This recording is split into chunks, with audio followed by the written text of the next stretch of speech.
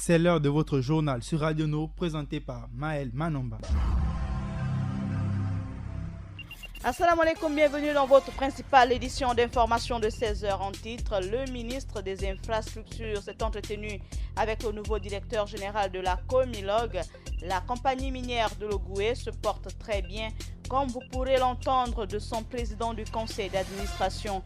Le directeur général de Gabon Télécom, Abderrahim Kouma, a procédé lundi dernier lors d'une cérémonie dédiée à la remise du matériel technique et pratique à l'Institut national de la Poste, des technologies de l'information et de la communication, l'INPTIC, aux fins de permettre à cette grande école formant les techniciens en télécom de renforcer ses capacités opérationnelles.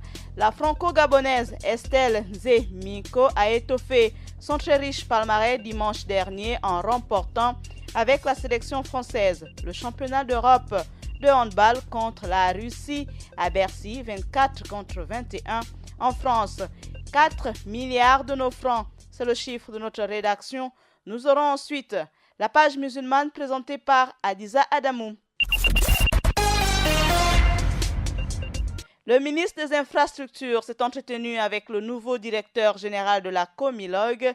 La compagnie minière de l'Ogooué se porte très bien, comme vous pouvez l'entendre de son président du conseil d'administration, Rufin Moussavou. Comilog se porte très bien au point de vue de ses capacités en production, mais également au point de vue financier. Pourquoi ce changement? Oui, parce que Comilog ambitionne d'aller plus loin.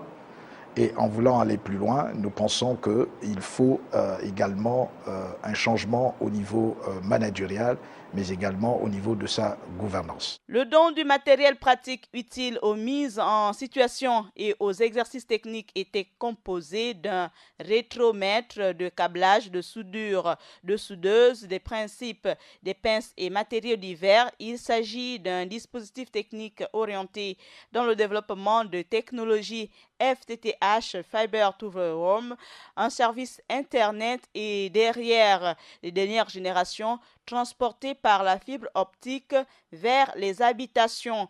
Une technologie de dernière génération ayant trait sur la disponibilité de la bonne qualité Internet haut débit dans les ménages du pays. Les ouvriers de Gabon Télécom, seuls à détenir encore ce savoir-faire au Gabon, déploient quotidiennement en moyenne 16 km de fibre dans le cadre de l'extension de la dite technologie.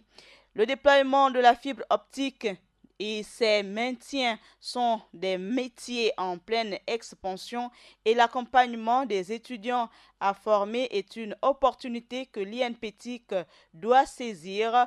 Le vaste chantier de la fibre optique nécessite de plus en plus de main-d'œuvre qualifiée, entraînant embauche et création d'emplois, a indiqué M. Kouma, remettant le matériel au directeur général de l'INPTIC, Claude Ayavi. Il faut rappeler que le patron de Gabon Télécom a annoncé qu'il offrira également gracieusement des heures de formation aux enseignants formateurs de l'INPTIC pour qu'ils puissent acquérir la technicité nécessaire et ainsi transmettre leur savoir aux étudiants. Estelle Nzemiko, née le 11 août 1991 à Saint-Sébastien-sur-Loire, est une jeune internationale française de handball qui a commencé sa carrière au club Hirondelle Handball. Évoluant au poste de demi-centre ou d'arrière gauche, elle évolue actuellement à Hongrie au Soyfik CK. À Fleury, elle remporte un premier titre national avec la Coupe de la Ligue 2016. En avril 2016, elle s'engage dans le club hongrois du Soyfok KC pour ce qui sera sa première expérience à l'étranger, aux côtés de sa coéquipière en équipe de France, Chloé Bullux.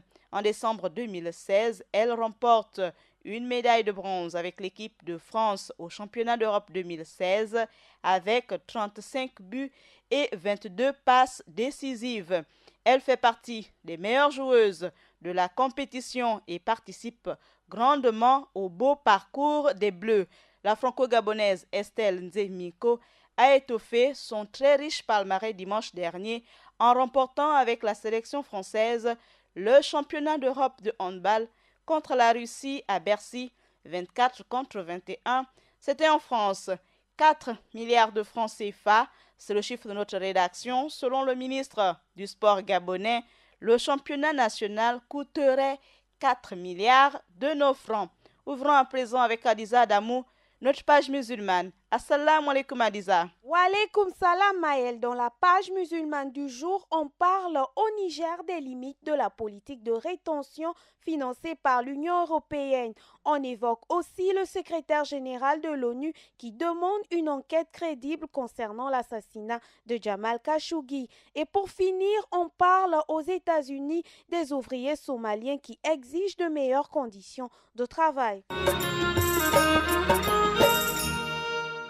On ouvre cette page musulmane au Niger où les limites de la politique de rétention ont été financées par l'Union européenne. Ce 18 décembre a été la journée internationale des migrants après la difficile adoption du pacte de Marrakech la semaine dernière. Le pacte mondial sur les migrations proposé par l'ONU a de nouveau mis en avant la crispation des gouvernants européens sur cette question. En Afrique, des pays partenaires comme le Niger, grande plaque tournante des migrants venus d'Afrique de l'Ouest à destination de l'Europe, a adopté une batterie de lois contre le trafic d'êtres humains depuis 2016.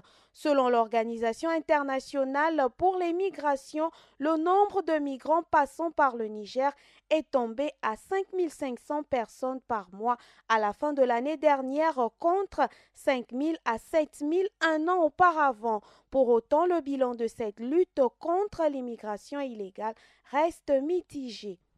L'actualité du monde musulman, c'est également Guetter qui demande une enquête crédible à l'affaire Khashoggi. Ce dimanche, le secrétaire général de l'ONU a estimé qu'il était essentiel qu'une enquête crédible soit menée sur le meurtre du journaliste Jamal Khashoggi tué le 2 octobre dernier dans le consulat de son pays en Istanbul. Antonio Guterres s'est exprimé en marge de la conférence de Doha. La Turquie, quant à elle, avait indiqué mardi dernier être en discussion avec l'ONU pour une éventuelle enquête de ce type après avoir d'abord tenté de discuter directement avec l'Arabie saoudite. Et on ferme cette page musulmane aux États-Unis où des ouvriers somaliens exigent de meilleures conditions de travail. Ils étaient nombreux, Maël, à braver la rigueur hivernale du Minnesota pour manifester devant l'un des immenses entrepôts du géant mondial de commerce Amazon leur détermination à faire entendre leurs revendications, les protégeant de la chute brutale des températures. S'est unis sous la même bannière et au cri de nous voulons de meilleures conditions de travail que ces travailleurs immigrés, femmes et hommes originaires d'Afrique de l'Est et de confession musulmane ont battu le pavé, ne supportant plus d'être exploités et de voir leurs droits les plus élémentaires bafoués. Voilà Maël, c'est tout pour l'actualité du monde musulman. Aujourd'hui, sur ce, je vous dis Assalamu alaikum wa rahmatullahi wa barakatuh. Merci Adiza pour cette page musulmane. Merci à Paturel Minsa du côté de la technique. Bonne suite des programmes sur Radio Nour. Ce journal local vous était présenté par Maël Manomba de Mouabi. Assalamu alaikum sur Radio Nour.